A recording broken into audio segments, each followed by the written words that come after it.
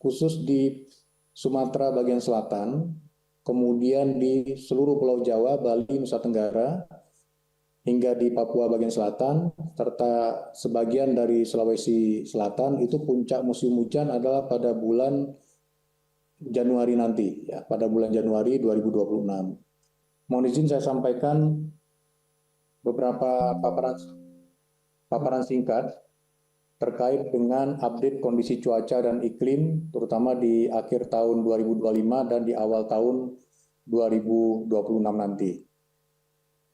Yang pertama, yang perlu kita pahami bersama tentang kondisi dinamika global di dunia. Saat ini kita sedang berada dalam kondisi La Nina lemah hingga awal tahun depan. Jadi di daerah Samudra Pasifik dengan suhu yang permukaan laut yang lebih rendah, serta di Samudra Hindia dengan suhu permukaan laut yang juga lebih rendah, dibanding dengan suhu permukaan laut di Indonesia yang lebih hangat.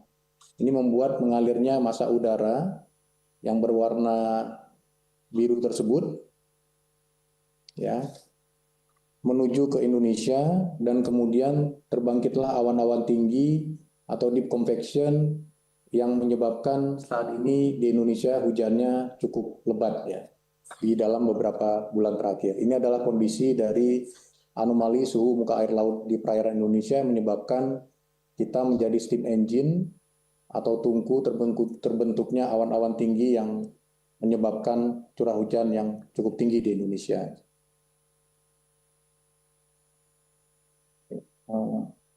Next.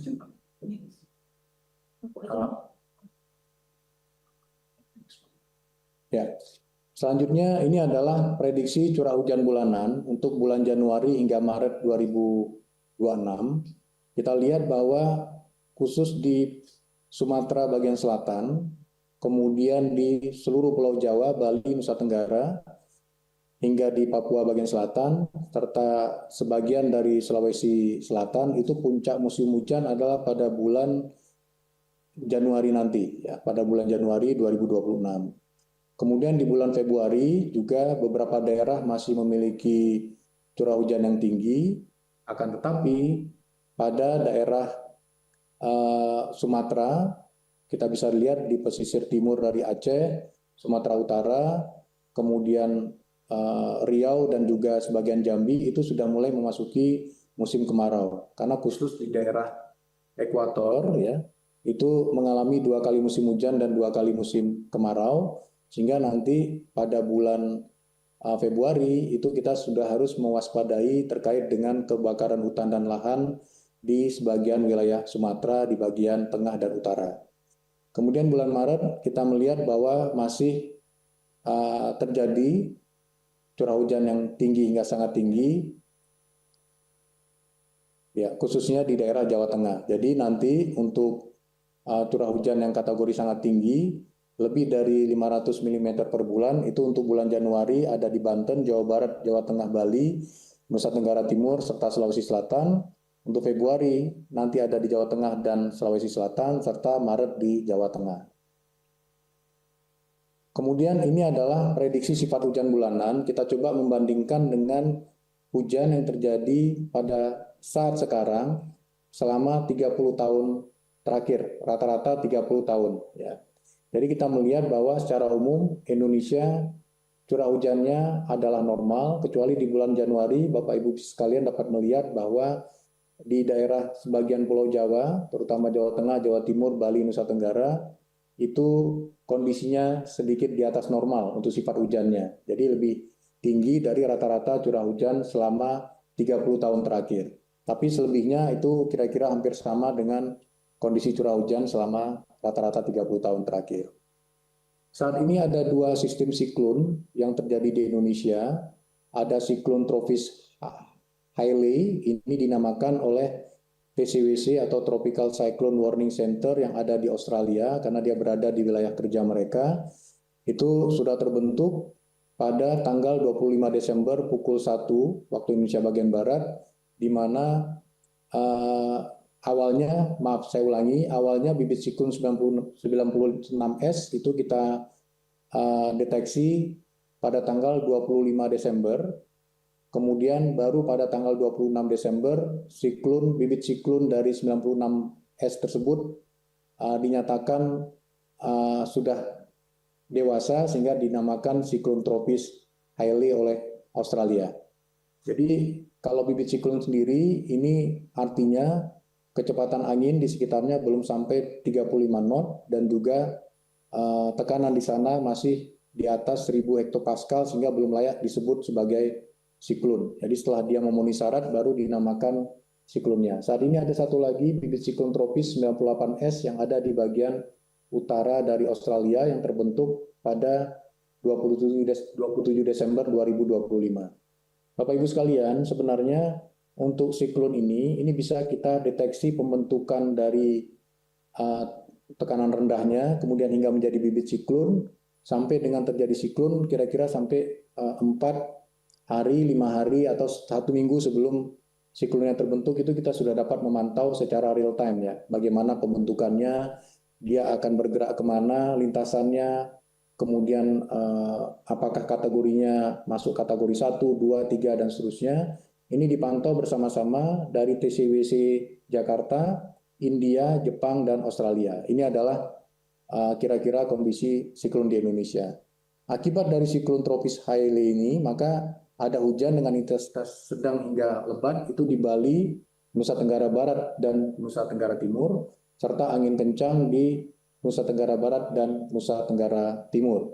Juga ada gelombang laut tinggi 1,25 hingga 2,5 meter di perairan-perairan di bagian selatan Jawa, Bali, Nusa Tenggara Timur maupun Nusa Tenggara Barat. Ya. Ini kira-kira perlu kami sampaikan bahwa kita menyampaikan informasi terkait dengan kondisi cuaca ini. Harapannya bukan untuk menurunkan jumlah wisatawan ke daerah wisata, tapi untuk memberikan kewaspadaan, untuk menyampaikan informasi terkini tentang bagaimana kondisi cuaca, kemudian juga gelombang tinggi yang ada di daerah sekitarnya. Kemudian perlu saya sampaikan juga Bapak Ibu sekalian, ini adalah lintasan siklon yang terjadi di dekat daerah Indonesia selama 55 tahun terakhir. Ya, selama 55 tahun terakhir, kita bisa melihat bahwa kenapa sering disebutkan oleh personel BMKG bahwa Indonesia itu sesungguhnya bukan daerah yang rawan terhadap siklon tropis, ya, karena kita berada di daerah khatulistiwa. Akibat perputaran bumi, ada efek Coriolis yang membuat siklon itu akan berbelok dan melemah ketika memasuki daerah khatulistiwa. Selama 55 tahun terakhir tercatat ada 5 siklon yang terjadi di dekat atau melintasi wilayah Indonesia, yaitu yang pertama adalah siklon Femai, itu di daerah Sumatera, daerah Aceh, itu tahun 2001, kemudian Cempaka dan Dahlia 2017 daerah sekitar di bawah selatan Pulau Jawa, kemudian ada siklon Seroja tahun 2021 di NTT, dan juga terakhir siklon Senyar yang terjadi tahun 2025.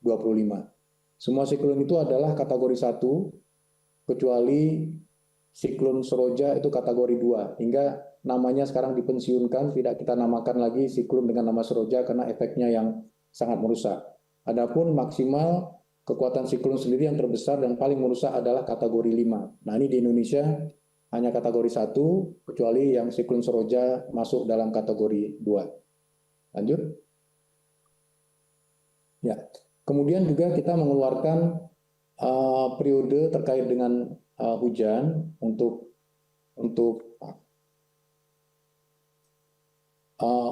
cuaca sepekan ke depan, periode 29 Desember hingga 4 Januari, kita dapat melihat di 38 provinsi untuk hari ke harinya.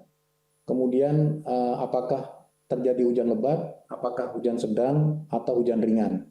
Sebagian besar nanti di daerah Sumatera bagian selatan dan Jawa, itu dalam 3 hari ke depan itu terjadi hujan lebat. Kalau ada persennya itu artinya kurang lebih 57% dari wilayahnya itu tercover dengan hujan lebat tersebut ya. Tapi kemudian semakin ke Januari semakin berkurang ke hujan ringan. Subscribe, share, like, and comment. Subscribe, share, like, and comment. Subscribe, share, like, and comment. Subscribe, share, like, and comment.